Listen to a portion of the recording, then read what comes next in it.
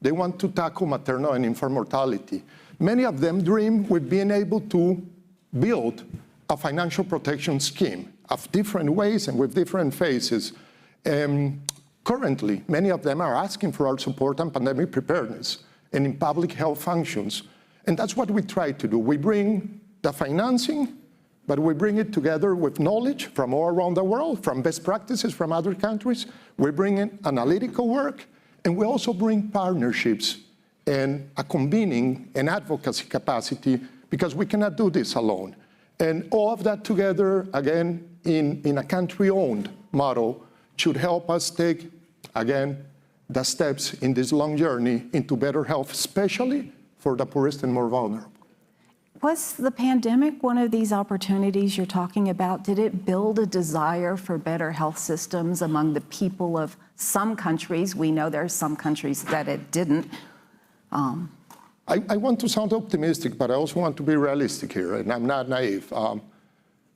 It did attract a lot of attention during 3 years, but we're seeing many governments and many institutions now walking away from it.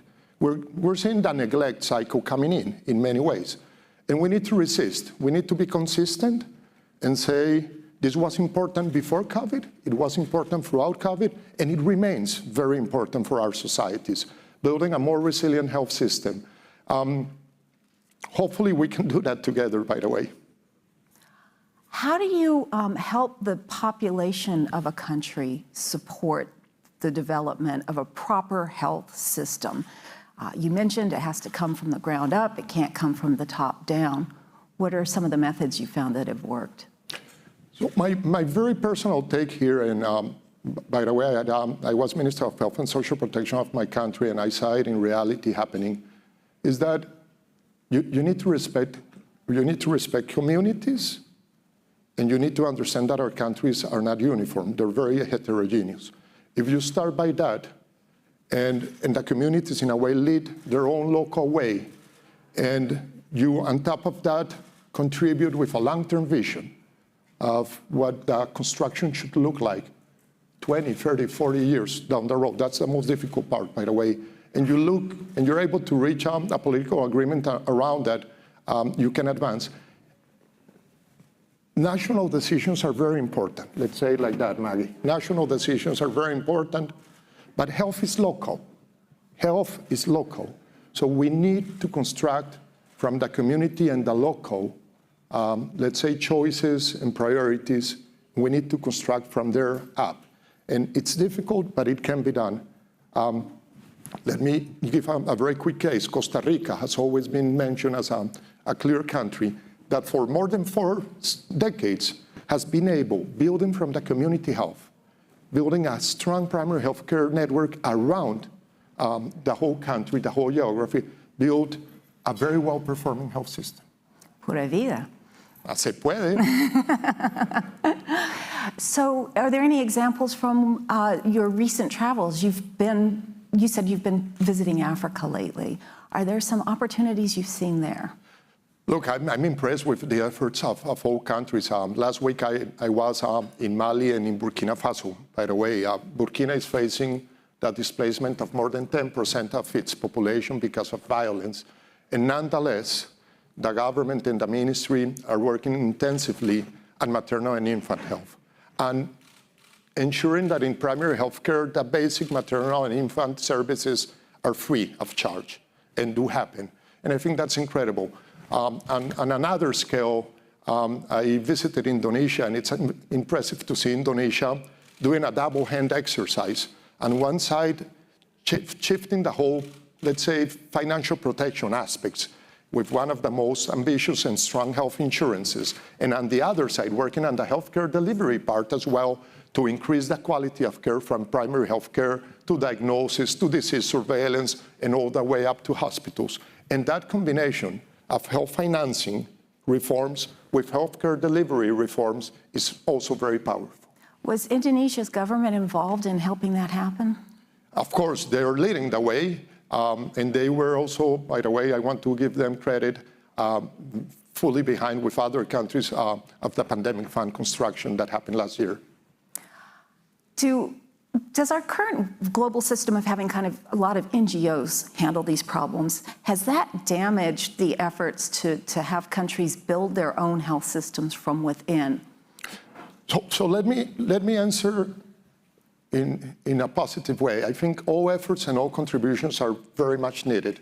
The dimensions of the health needs in our communities are huge, but nobody can do that alone. And the civil society brings incredible value in many of those particular agendas, but it cannot replace the ownership by governments. It cannot replace the health system in itself. I think we should owe civil society, the big funding multilateral mechanisms, the big funding funds always reflect on how we can reach clear indicators and concrete outcomes working within the systems. It's very important. And by the way, an ironic result that many of us have seen, and it's a big concern here, Maggie, is that a lot of the development assistance that is brought top down into many countries, what it does, if it doesn't come through the budget, is that it displaces domestic resource allocation. A Minister of Finance will say, wow, you're getting this money from that fund or from that other, so I'll take this money back into security or transportation or education.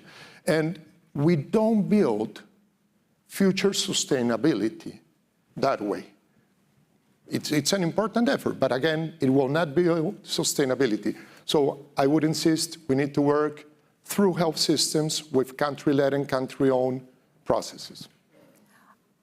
You brought that right to the minute of 10 minutes. You are obviously a very organized person. Is there any last thought you'd like to leave? No, I would say that my wife doesn't agree with that.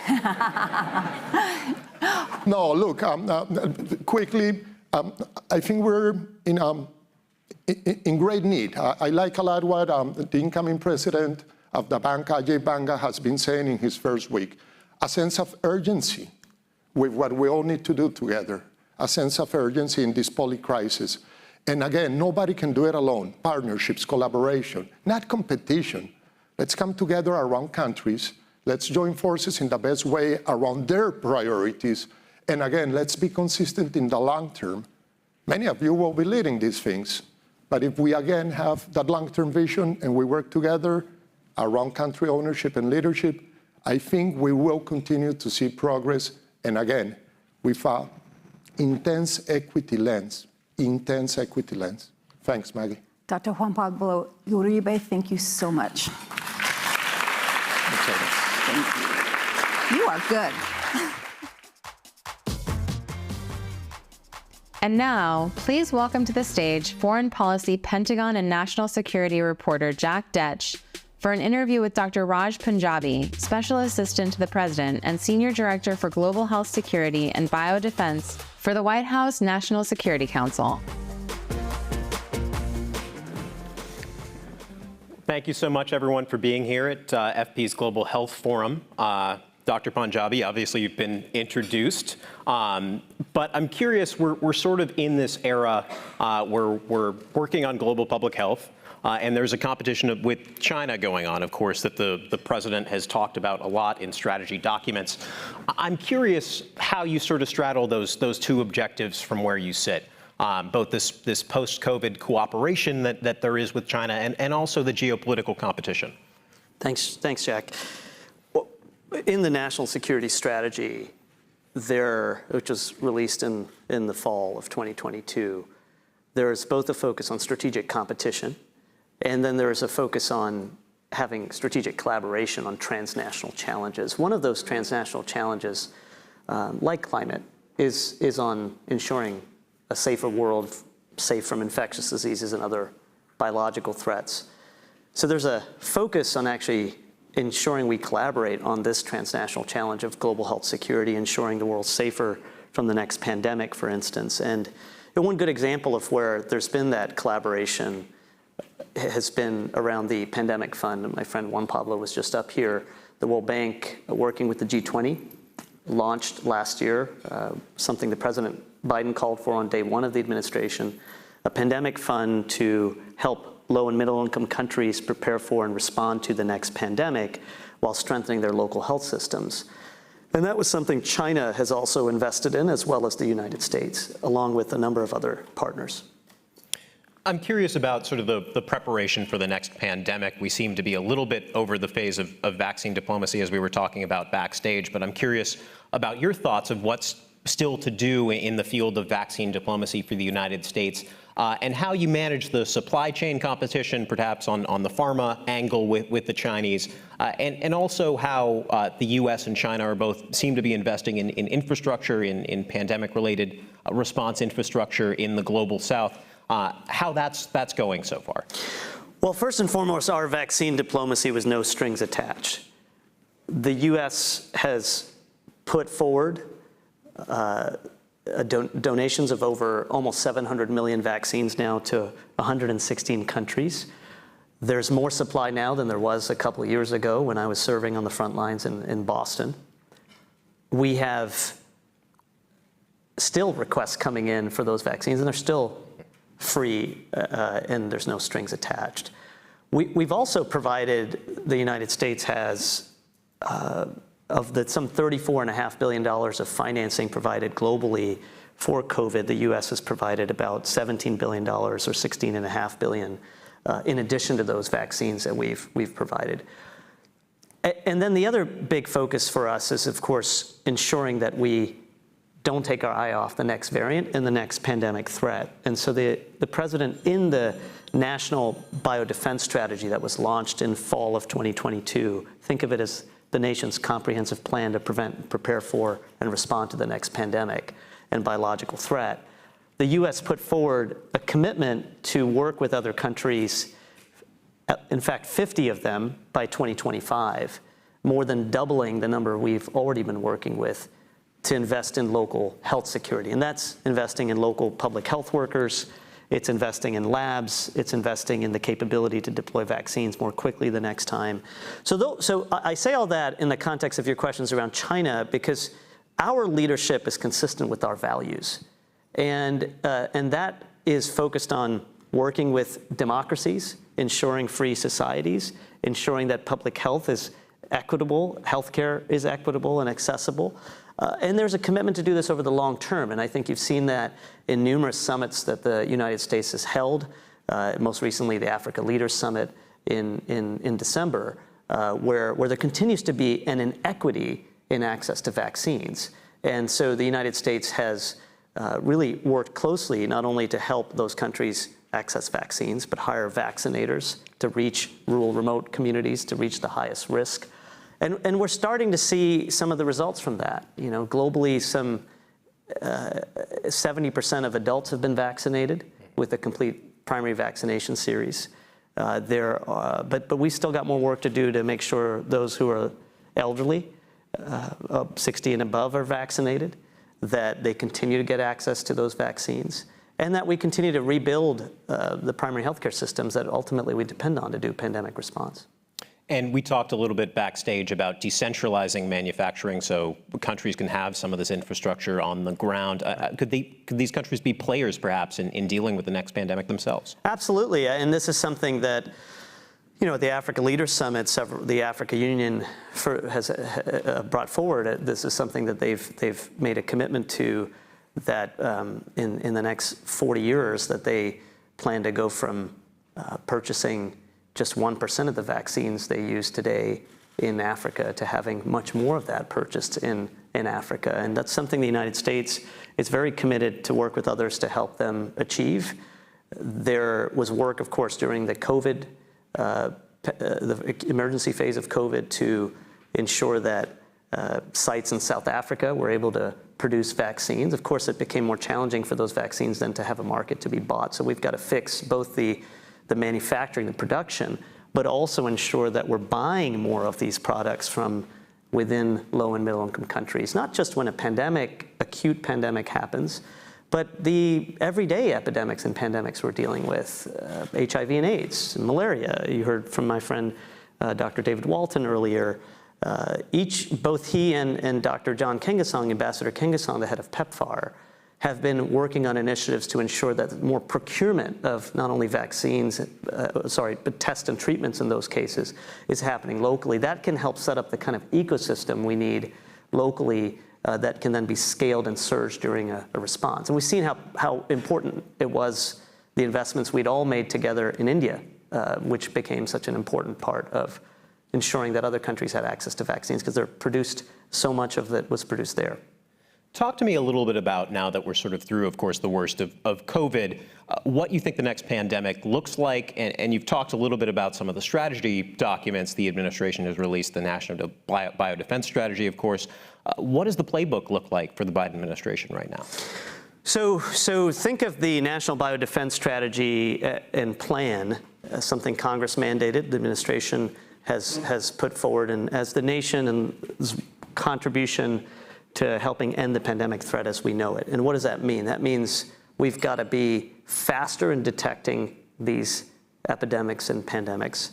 We've got to be capable of preventing them, whether they come from naturally occurring, accidental, or deliberate causes.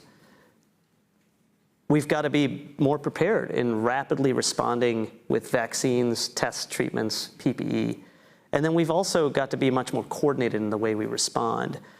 The biodefense strategy calls for achieving global health security as well. And a few of the outputs from that strategy just in the past year that it's been launched has been focused on putting a plan together for helping us get vaccines, not in 300 days, as remarkable as that was, but within 100 days of a severe pandemic.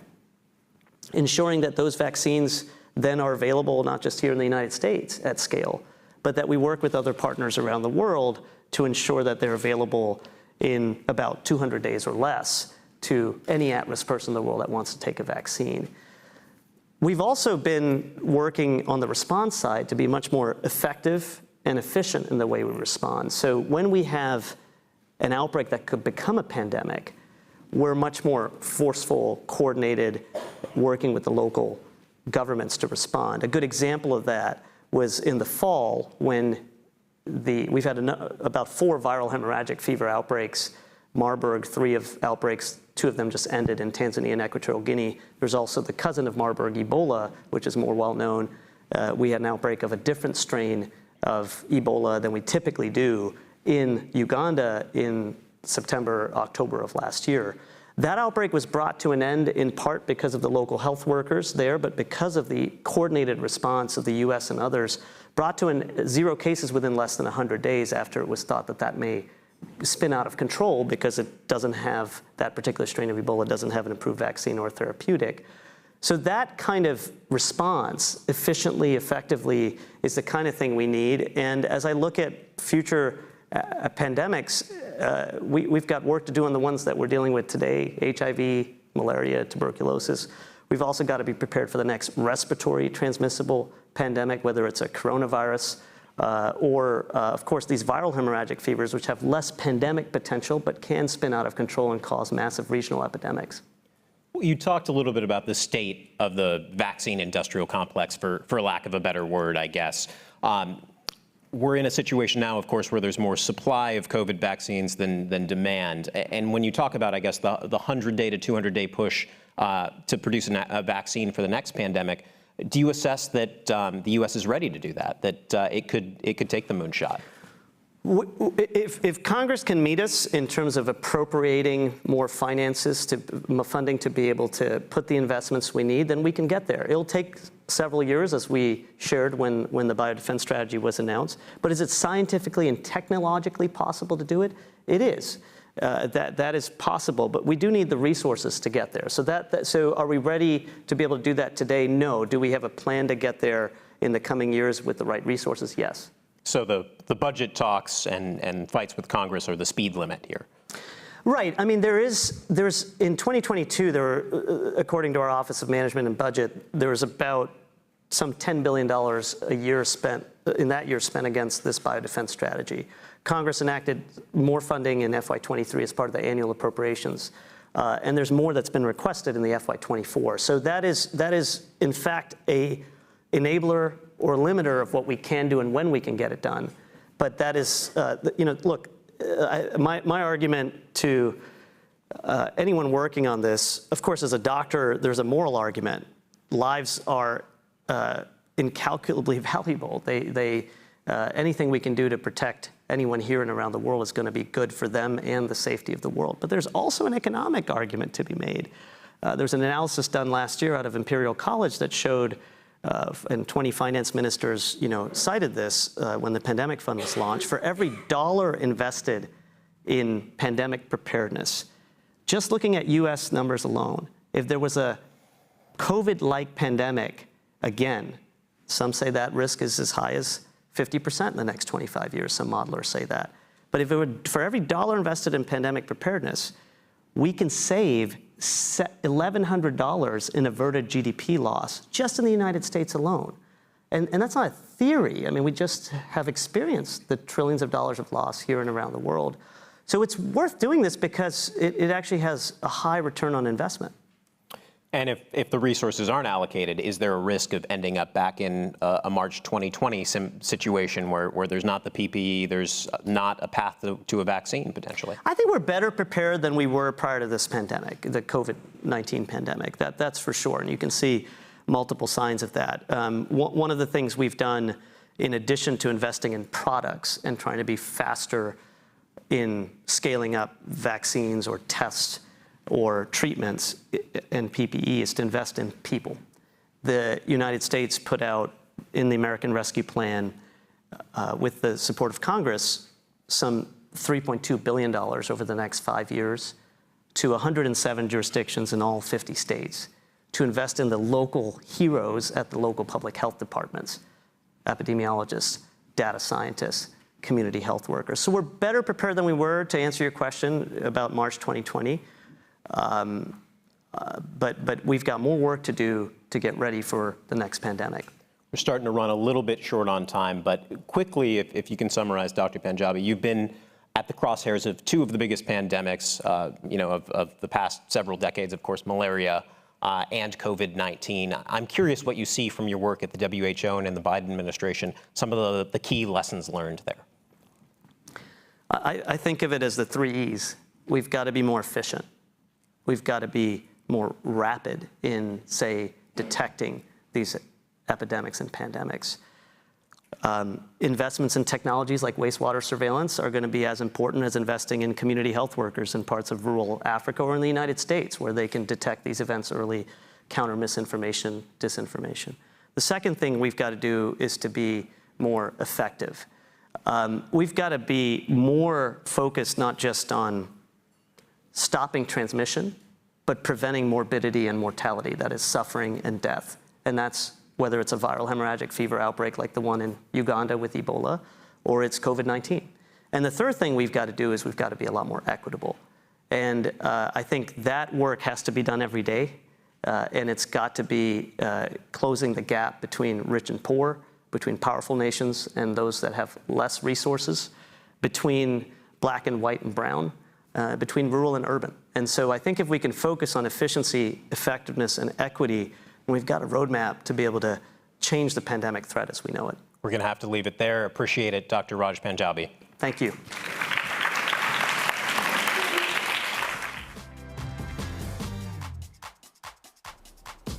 Please welcome to the stage Foreign Policy Executive Vice President Allison Carlson.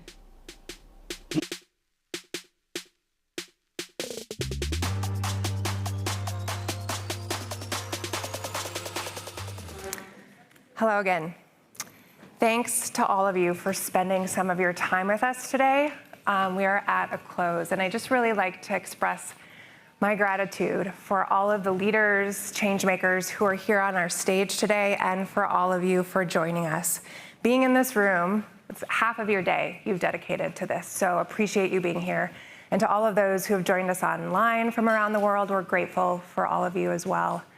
You know, I think Dr. Panjabi put it really well and succinctly. We need to move faster, we need to have greater capacity, and we need to be coordinated. I think that really summarizes so many of the conversations that were had here today that were wide-ranging. Not only did we talk about investments, but we talked about environmental solutions and the impact of the environment and climate change on public health, the need to address women's reproductive rights, And so many of these issues are intersectoral and they require a coordinated response to really build greater resilience in our healthcare systems here in the US, but certainly around the world. So thank you for your commitment and thank you for joining us today. And the conversation doesn't end here. I'd really like to welcome all of you to continue to engage with us. We and our foreign policy team will be at the UN General Assembly in September, where global healthcare will certainly be high on the agenda, and issues that we talked about today, including universal health coverage, pandemic preparedness, antimicrobial resistance, and other issues related to diagnostics, and how we can all invest in strengthening our global health systems for greater preparedness going forward. So again, please stay in touch. Best wishes for your work and your greater collaboration together. In addition to thanking all of you, I would really love to thank our partners and all of the support that we had for this event that would not have been possible without them. So to CSL Seqirus, the Environmental Defense Fund, FP 2030, Organon, PSI, and IFPMA, thank you. We are very grateful for your support. And again, thanks to all of you. Please stay in touch and we'll see you soon.